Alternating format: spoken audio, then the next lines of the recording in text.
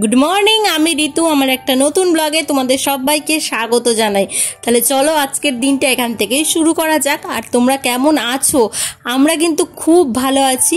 গরমটা তো প্রচণ্ড পড়েছে, তাও কিন্তু ভালো আছি আমরা। সত্যি কথা বলতে কি, কাজ করার মতো যে একটা এনার্জি, এটা কিন্তু পাচ্ছি না, জানো তো। খালি মনে হচ্ছে যেন যে পাখার নিচে চুপচাপ বসে থাকি। কাজ করলেই না শরীরের ভিতরে একটা কষ্ট হচ্ছে। তো যাই হোক, কাজ তো করতেই হবে, শুয়ে বসে থাকলে তো হবে না। কারণ গরমটা তো একদিনের জন্য নয়, প্রতিদিনের জন্য। তো প্রতিদিন যদি কাজ না করে বসে থাকা হয়, তাহলে তো আর সংসারটা চলবে না। তো দেখো, রান্নাঘরে চলে এসেছি। আর মা যেহেতু আছে, সেই জন্য কাজ কিন্তু অনেকটা কম।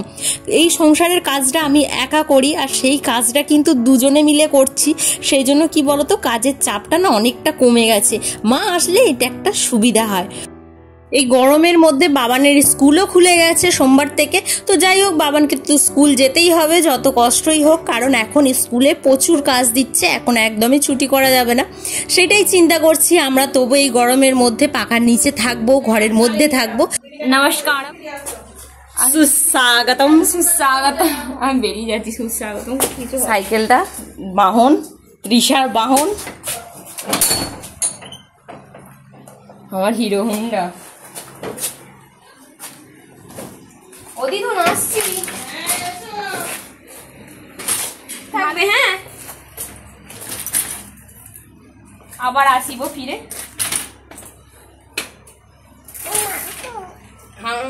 করো ঠাকুর নানো কয়টা টাটা টাটা।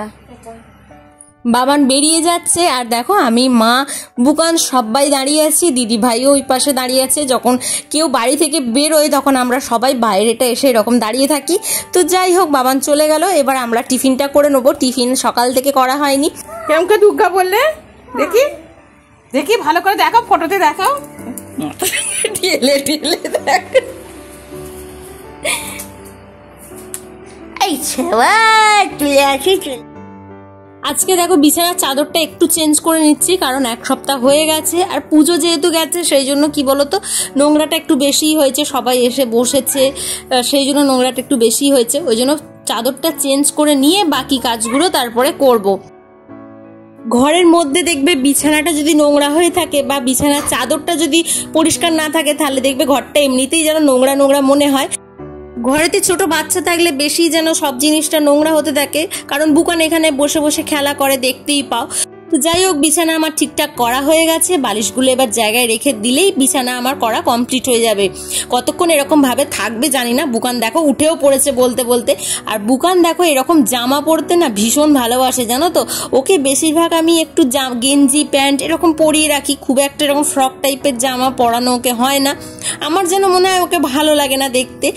গেঞ্জি আর প্যান্ট পরে থাকে, তো ওই জন্য বেশিরভাগ জন মনে করে কি বলতো, বুকান ছেলে মেয়ে নয়। কিন্তু আমি বারবার ভিডিওতে বলি যে আমার দুটো মেয়ে। এটা বুঝতে অনেকের ভুল হয়। অনেকে দেখেছি বলে যে তোমার ছেলে কেমন আছে, তোমার ছেলে কি করছে, অনেক দিন দেখাওনি। তো যাই হোক, যে যেটা ভাবে, তো ভালোবাসা দেয়, এটাই অনেক। বুকানকে সবাই ভালোবাসে, এটা দেখে খুব ভালো লাগে সত্যিকারের। আর দেখতেই পাচ্ছ, একটু ওর সাথে খেলা করে নিচ্ছি। আর গরমটা পড়েছে বলে না, বেশি করে জলটা খাওয়াচ্ছি।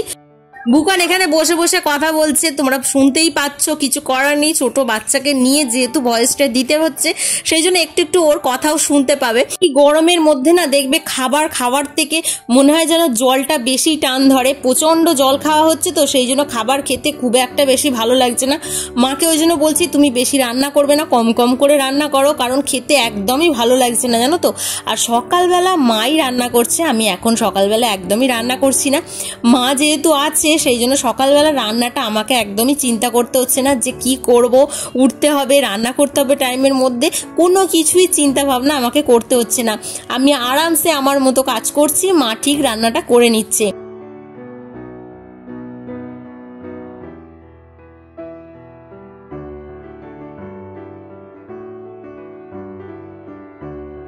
আমরা দেখো ওপরে চলে এসেছি আর চারদিক দেখতেই পাচ্ছ যে জিনিস এদিক ওদিক হয়ে আছে, সব ঠিকঠাক গুছোতে হবে আর একটু পরিষ্কার তো করতেই হবে। এগুলো তো রেগুলারের কাজ, রেগুলার তোমাদের সাথে এইগুলোই শেয়ার করি। এর বাইরে কি শেয়ার করব বলো?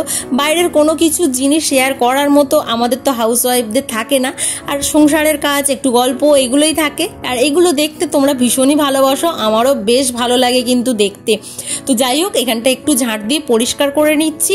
আজকে বেশি কিছু এই ঘরটায় করবো না, কারণ বেশিক্ষণ না ওপরে থাকা যাচ্ছে না, ওপর থেকে নেমে যেতে হবে। গায়ে যেন মনে হচ্ছে ফোসকা পড়ে যাবে, এতটাই গরম। নিচের ঘরে আমি যখন কাজ করি এতটা কষ্ট হয় না, ওপর ঘরে না যখনই আসি, যখনই এইসব কাজগুলো করি এত কষ্ট হয়। মনে হয় তাড়াতাড়ি কাজগুলো কমপ্লিট করব আর নিচে নেমে যাব আর গিয়ে না চানটা করব। এরকম এখনো আমার মনে হচ্ছে যে তাড়াতাড়ি চানটা করলে শরীরটা যেন ঠান্ডা হবে আর নিজেকে একটু সুস্থ বলে মনে হবে। এখন এমন অবস্থা হয়ে আছে যে তোমাদের কি বলবো। তো যাই হোক, দেখো পরিষ্কার করে নিয়েছি, এবার এই ঘরে চলে এসেছি, বিছানাটা গোছাতে হবে। এখন তো সবাই ওপরেই শুচ্ছি, নিচে তো কেউ শুচ্ছি না, এই জন্য নিচের কাজ ওপরের কাজ দুটোই করতে হয়, কিছু করার নেই। প্রতি বছর কি বলতো, গরমকালে ওপরের কাজটা আমার একটু কম থাকতো, নিচের কাজটাই বেশি থাকতো, কিন্তু এবছরে পুরোপুরি উল্টো হয়ে গেছে, তার মানে ওপর নিচে দুটোই করতে হচ্ছে। তো এখন মা আছে বলে খুব একটা যে অসুবিধা হচ্ছে না, মা চলে গেলে খুব অসুবিধা হবে জানো তো। তো সেটাই বলছি, বেশ অনেকদিন হয়ে গেল মা আছে, তো সে একটা অভ্যেস তো হয়েই গেছে, মা থাকলে কাজ তো অনেকটাই কম থাকে। তো মা চলে গেলে প্রথম একটু অসুবিধা হয়, আবার ঠিক হয়ে যায়। মা তো সবসময়ের জন্য এখানে থাকে না। তো যাই হোক, দেখো ওপরটা এখানটা পরিষ্কার করে নিয়েছি, করে নিয়ে এবার বালিশগুলো ঠিকঠাক জায়গায় রেখে দিলেই এখানটাও কমপ্লিট হয়ে যাবে আমার করা।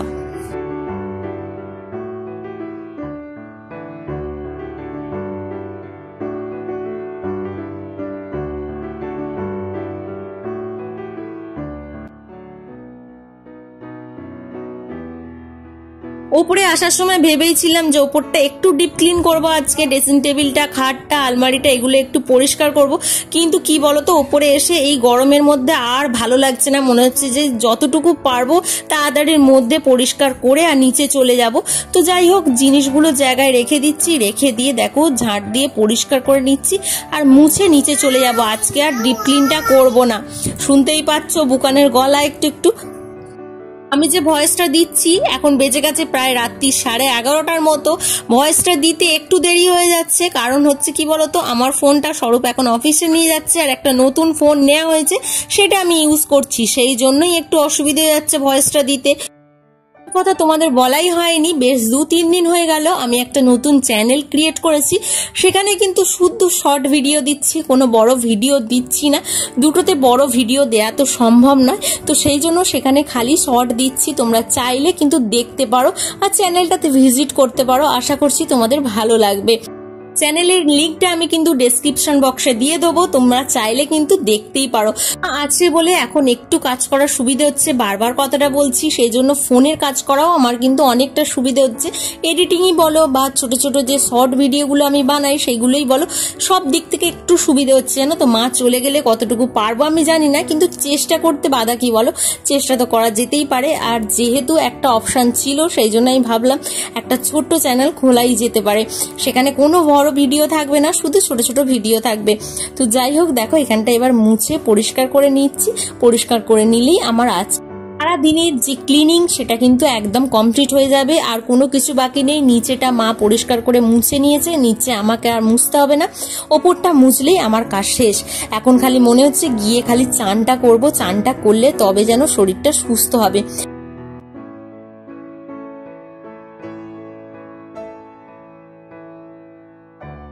অনেকক্ষণ পর আবার চলে এসেছি, এখন বেজে গেছে প্রায় সন্ধ্যে 7টার মতো।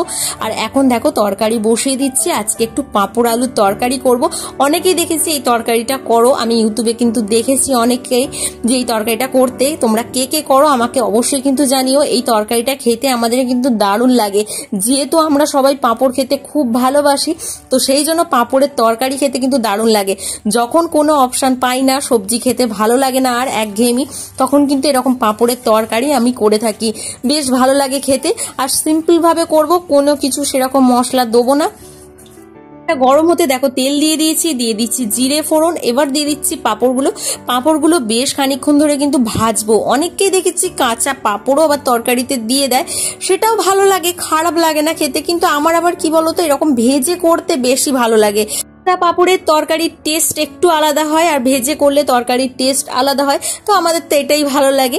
তোমরা যারা কিন্তু করোনি, একবার এরকম করে দেখতেই পারো, খুব ভালো লাগে খেতে। শীতকালে নানা রকম সবজির অপশান থাকে, সেই জন্য শীতকালে খাওয়ার নিয়ে অত চিন্তা করতে হয় না। গরমকালে একঘেয়েমি পটল কুমড়ো এগুলো খেতে না ভালো লাগে না রোজ রোজ। তো সেই জন্য গরমকালে এই রকম খাবার না আমি মাঝে মধ্যেই করে থাকি। আর রাত্রিবেলার দিকে এইসব রান্না করতে ভালো লাগে, খারাপ লাগে না, কারণ ঝটপট হয়ে যায়। তাড়াতাড়ি রান্নাটা হয়ে গেলে তাড়াতাড়ি কাজটাও মিটে যাবে। তো দেখো আলুটা টমেটোটা সিদ্ধ করে রেখে দিয়েছিলাম, পাঁপড়টা ভাজা হয়ে যেতেই আমি কিন্তু দিয়ে দিয়েছি। এরকম সিম্পল তরকারিগুলো আমি কিন্তু কখনোই আলু ভেজে করি না, সবসময় একটুখানি সিদ্ধ করে নিয়ে করার চেষ্টা করি, তাতে কিন্তু খেতে কিন্তু ভীষণ ভালো হয়। আর যাই হোক দেখো রেগুলারের যে মশলাগুলো ইউজ করি সেগুলো ইউজ করে নিয়েছি, লঙ্কা হলুদ জিরে আর একটু গরম মশলা দিয়ে দিয়েছি। দিয়ে দেখো তরকারিটা আমি করে নিলাম, হয়ে গেছে তরকারি। তো রাত্রিবেলার খাবার আমার রেডি হয়ে গেছে। তাহলে চলো ভিডিওটাকে আজকে এখানেই শেষ করছি, পরের আবার নতুন একটা ভিডিও তোমাদের সাথে দেখা হবে। তোমরা সবাই ভালো থেকো, সুস্থ থেকো, সাবধানে থেকো। কেমন লাগলো অবশ্যই জানিও। আজকের মতো টাটা।